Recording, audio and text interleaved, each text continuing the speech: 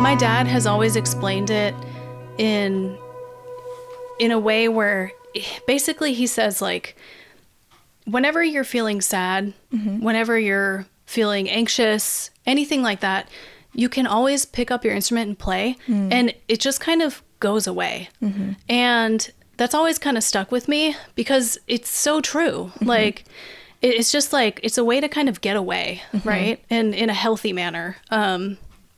So I feel like my weekly routine in band is just It's like a good reset. Right. It's a great way to just let it all go. Like, it's kind of towards the end of the week. Yeah. So you can just let all the stress of the week kind of fall off, and it's nice. Yeah, I totally agree with you. I think that I've talked to a couple musicians on the show already, and I think we've talked about the impact that it has on students as well, and just their learning capabilities. And I think that you're right. When you can put your attention into a hobby, especially like music, it's just your brain is only focusing on one thing, and you can really only think about that one thing for however long you're playing for. Right. So I think that you're right. It's a great way to kind of like get rid of the stress from the week and be with people who have a similar passion. And it kind of just makes you feel like, yeah, okay, this is great. This is a fun time to be together in something that we enjoy doing and making something beautiful together. That's what I love about music. Same. Thank you so much for sharing that, Christy. I've truly seen your passions and even just your work continue to progress. And I love seeing your passions continue over the years. So now let's go a little bit more into what makes you you. So the first question is, you recently shared a post to your Instagram story encouraging people to start a note on their phone called "Good Things Are Always Happening to Me" and to add to it every day. So what is something you would add to that list for yesterday? Oh, that's a good question. I feel like there were a couple good things that happened yesterday. Go for it. First, I got to pick up Flynn early from school. It was for a doctor appointment, but it was still nice to be able to hang out with him for a little bit, like just him and I. So I would say that was a good thing. Second, he got the flu shot. He was so sad about it. And then they pricked his finger to like check his blood. Are the worst. Yeah, and he was very offended by this. He was not okay. After that, we hugged each other. I tried to console him. Asked him if he wanted ice cream. I asked him if he, wanted to do something fun or to get some new light up shoes because there's a new Skechers store down the street. Yes. Yeah. And he was not having any of it. He's like, I just want to go home. And I was like, okay, that's fine. You know what? Let's just go home. Okay. There's nothing wrong with that. He's very homebody-ish. Okay. The opposite of me, but that's okay. That's okay. He gets it from Nick. But we got home, we sat down. He's like, I just want to sit with you on the couch, Mama. And so I would say that was another good thing that happened because we just got to spend some like cuddling time together. I turned on a little Disney Halloween movie. We watched that. I'm sure that your son appreciated the ability to just enjoy you in the space that he's comfortable in. So that's really nice that you got to do that for him. And I'm actually very proud of him for not choosing ice cream because when my mom would take my brother and I to get shots when we were little, it was always like the agreement that she would get us Jack in the Box shakes afterwards. Like that was always our treat. I mean, that sounds pretty great to me. It was pretty great, but Flynn's just like knows what he wants, and that's time with his mom, and that's so cute. Yeah. He knows what he wants, that's for sure. Yes. And he is not changing his mind. Right. He's a precious boy, and I think that just follows suit in his personality. That's adorable.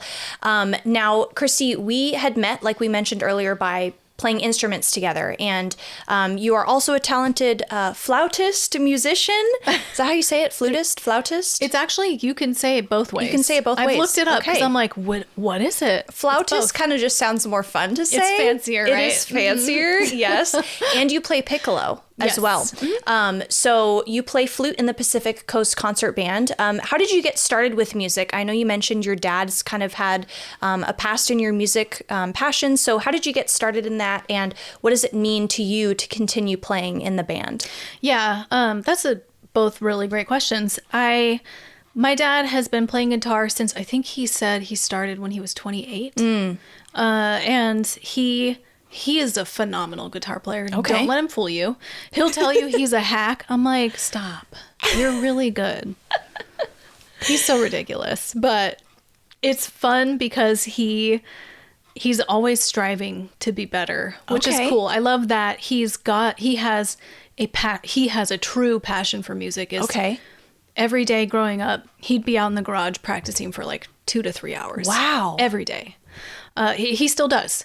And I don't know, it's just kind of neat. It's kind of cool to me that's just stayed with him forever. Is he in a band? Okay, cool. Yeah. I'll play in his band every once in a while too. Awesome. As a young child, I really wanted to play violin. And they're very expensive. They are. My parents at that time, they had 3 kids. Yeah. And so they're like, can you pick something not that expensive? So I was like, sure. I mean, let's start on piano, right? Equally as expensive if you get a real baby grand piano. Yeah, sure. Dreams. A girl can dream. So we started with a weighted keyboard. It's fine. Yeah. So he set me up with lessons. There was actually a lady literally 6 houses down from our house that did piano lessons. So I went over there. I don't remember how often a week, but went over there for lessons. And I had been starting middle school. That's right. So I started middle school and I wanted to be in band. And my parents were like, okay, yeah, like let's sign you up. And the school was like, we don't have a piano. Like, we don't need piano players. Cool. The last thing I was working for. Cool. I can't play it now. Sweet. So they're like, pick a different instrument. And as you know, in band in school, it's all the grades, right? Yes. So they had what grade is that? So 6th grade, all the 7th and 8th graders hold up their instruments to the 6th graders and be like, this is a whatever, right? And so I saw a tenor saxophone and an alto saxophone and a clarinet and a French horn and blah, blah, blah. And I think I wanted to play alto saxophone, but I didn't realize that that's what it was. I thought the alto was the tenor. And I thought that the French horn was an alto saxophone. Just classic mistake. Yeah. They're so similar looking. So I told the teacher, I want to play tenor saxophone, right? He calls my parents later that night. He goes, hey, Christy mentioned that she wanted to play tenor. I think it's too big for her because I was a little tiny thing. Okay. And he goes, what about alto saxophone? My parents are like, yeah, let's ask. Like, hey, Christy, alto? And I was like, ew. I don't want to play that ugly thing because I thought it was a French horn, which is not an ugly instrument. The French horn's not ugly. Right. They have a beautiful sound. They do. When I didn't know anything about music, I thought it was ugly. Well, and generally they're played beautifully when it's like when you're older than an 8th grader. Yeah. You can't really play a French horn beautifully when you're a 7th or 8th, unless you're a prodigy. But right. Where are those? Yeah. Not at Woodland Park. Right. And so I was like, no, I'll play clarinet. And the next day, it was either the next day or sometime that week because we still hadn't gotten our instruments figured out. Yeah. He calls back and he asks my parents, like, I can't remember. I'm so sorry. Was it clarinet or flute that Christy wanted to play? And my mom was like, Christy, flute or clarinet? And I was like, flute. And that's how I started playing flute. Oh my goodness. Yeah. We were so close to playing the same instrument. I know. Dang it. So true. And I love the sound of a clarinet, and it's so versatile. You play blues, jazz, classical, anything. Yeah. And especially like a good jazz clarinet, that sound is just like buttery, right? Yeah. So I always kick myself like, I should have played clarinet. But hey, you know what? Flute's fine. Our fate was decided so long ago without us being able to control it. It's just so sad. Yeah, it really is.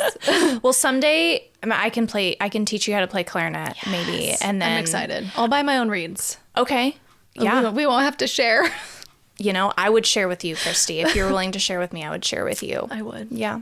And I remember, too, when I think my dad was encouraging my brother and I to choose another instrument. I think we were gosh, in high school. Or maybe he said, if you were to play another instrument, what would it be? And funny enough, I said flute. Because I thought it was... We're meant to be friends. I know. It's like it only makes kind of sense. weird. But then I remember I tried to play it like with all my heart. My lung capacity was nowhere near what it needed. Because when you play a reed instrument, it's kind of just like it's like less controlled air. Your diaphragm can kind of just like go for it. But I remember when I was playing flute, I would be so out of breath every time I would practice, and I'd be like, this is too hard. I don't want to do it. Flute, I feel like personally is, when I've tried it, is just requires such precision and effort. So that's why I gave up on it. But I don't blame you. Honestly, it took me like 2.5, maybe even 3 weeks to get the embouchure down. Yeah.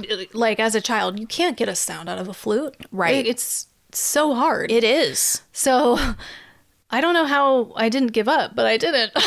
Yeah. And you've played until this day. So that's great. I always look at adults, and especially when I was in the Palomar band, I would see elderly people like playing their instrument with joy and coming every single week. And I would look at them and be like, I commend you. Like, that is amazing that you are continuing your craft to this day. And honestly, I think that people who continue with their instruments late into life, like we said, it helps keep your mind sharp, and it helps to get you out of the house to do something and be around people who have similar interests. And I think that that was so great. Yeah. That's one of the reasons why I love the band that I'm into. Yeah. People of every age, right? Aside from like under 18, pretty much. Sure.